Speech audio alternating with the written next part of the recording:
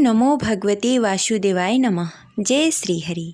प्रिय श्रोताओं, आप सभी को सफला एकादशी की हार्दिक शुभकामनाएं। आज सुनेंगे सफला एकादशी व्रत कथा, तो प्रेम से बोलिए लक्ष्मी नारायण की जय। जय श्री हरि। पौष मास की कृष्ण पक्ष की एकादशी को सफला एकादशी कहते हैं। सफला एकादशी के दिन जो भी जातक पूरी श्रद्धा और भक्ति के साथ भगवान विष्णु और माता लक्ष्मी की विधि विधान से पूजा आराधना करता है और पूरी श्रद्धा और भक्ति के साथ व्रत रखता है तो उसकी हर मनोकामनाएं सफल होती है। इस दिन जगत के पालनहार श्री हरि विष्णु की विधिवत पूजा अर्चना की जाती है और व्रत रखा जाता है। इस दिन स्नान दान विधिवत पूजा आराधना करने से इस तिथि पर विशेष फल प्राप्त होता है। इस दिन पूजा करने के साथ व्रत रखने से और व्रत कथा का पाठ करने से सभी मनोकामनाएं पूर्ण होती है। तो आइए आज सफला एकादशी के शुभ अवसर पर सुनते हैं सफला एकादशी व्रत कथा। कथा शुरू करने से पहले इस वीडियो को लाइक करके कमेंट बॉक्स में लक्ष्मी नारायण की जय अवश्य लिखें। द्वापर युग में महाराज युधिष्ठिर ने भगवान श्री कृष्ण से पूछा, हे जनार्दन, पौष कृष्ण पक्ष एकादशी का क्या नाम है? उस दिन कौन से देवता की पूजा की जाती है और उनकी क्या विधि है? कृपया करके मुझे बताएं। भक्त वत्सल भगवान श्री कृष्ण कहने लगे, हे कुंती पुत्र, मैं तुम्हारे स्नेह के कारण तुमसे कहता हूँ कि एकादशी व्रत के अतिरिक्त मैं अधिक से अधिक दक्षिणा पाने वाले यज्ञ से भी प्रसन्न नहीं होता हूँ। अतः इसे अत्यंत भक्ति और श्रद्धा से युक्त होकर करें। हे राजन, द्वादशी युक्त पौष कृष्ण पक्ष एकादशी का महात्मा तुम एकाग्रचित होकर सुनो। इस एकादशी का नाम सफला एकादशी है। इस एकादशी के देवता श्री नारायण हैं। विधि पूर्वक इस व्रत को करना चाहिए। जिस प्रकार नागों में शेष नाग, पक्षियों में गरुड़ और सब ग्रहों में चंद्रमा, यज्ञों में अश्वमेव और देवताओं में भगवान विष्णु श्रेष्ठ हैं, उसी प्रकार सब व्रतों में एकादशी व्रत श्रेष्ठ है। जो मनुष्य सदैव एकादशी व्रत करते हैं वे मुझे परम प्रिय हैं। अब इस व्रत की विधि कहता हूँ, ध्यानपूर्वक सुनो। मेरी पूजा के लिए ऋतु के अनुकूल फल, नारियल, नींबू, नैवेद्य आदि 16 वस्तुओं का संग्रह करें। इस सामग्री से मेरी पूजा करें। बाद रात्रि जागरण कर इस एकादशी व्रत के समान यज्ञ, तीर्थ, दान, तप तथा और कोई दूसरा व्रत नहीं है।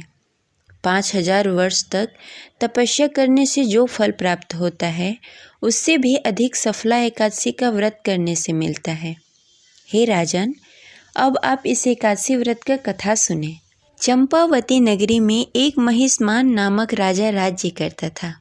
उसके 4 पुत्र थे। उन सब में से लुम्पत नाम वाला बड़ा राजपूत बड़ा ही पापी था।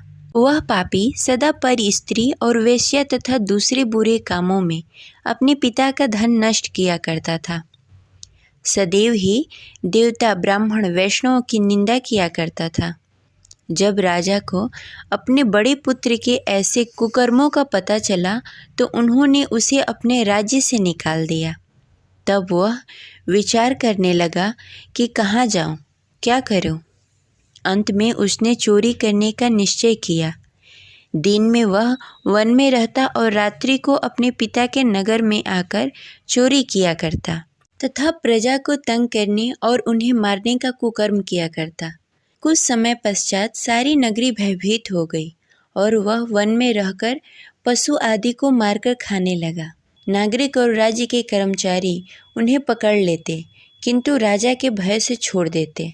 वन में एक अति प्राचीन विशाल पीपल का वृक्ष था। लोग उसकी भगवान के समान पूजा किया करते थे।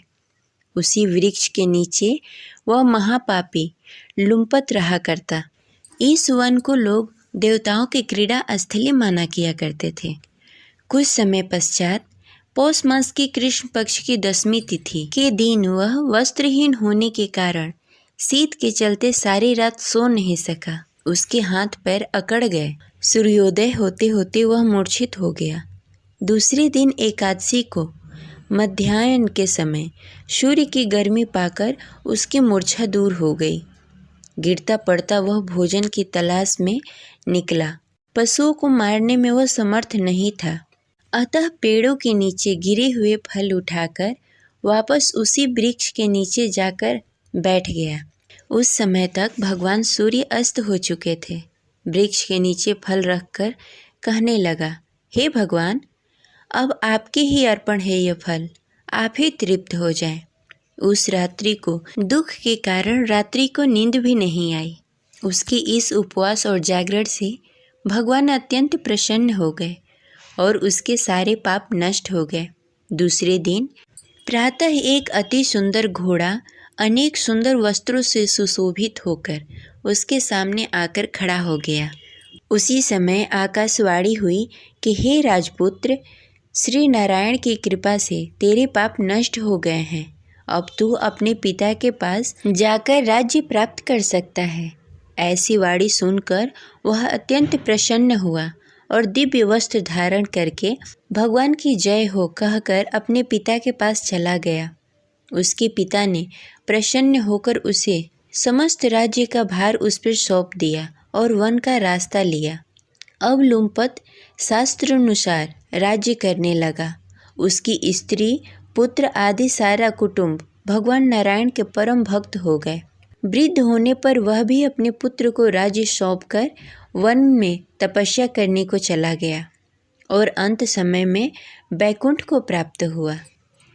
अतः जो मनुष्य इस परम पवित्र सफला एकादशी का व्रत करता है उसे अंत में मुक्ति मिलती है। जो नहीं करते वे पूँछ और सींग से रहित पशुओं के समान हैं। इस सफला एकादशी का महात्म्य को पढ़ने से अथवा श्रवण करने से मनुष्य को अश्वमेव यज्ञ का फल प्राप्त होता है। इस प्रकार सफला एकादशी व्रत कथा संपन्न हुई। तो प्रेम से बोलिए लक्ष्मी नारायण की जय। आशा करते हैं आपको यह कथा अच्छी लगी होगी। मिलते हैं अगले वीडियो में, तब तक के लिए हरे कृष्णा, राधे राधे।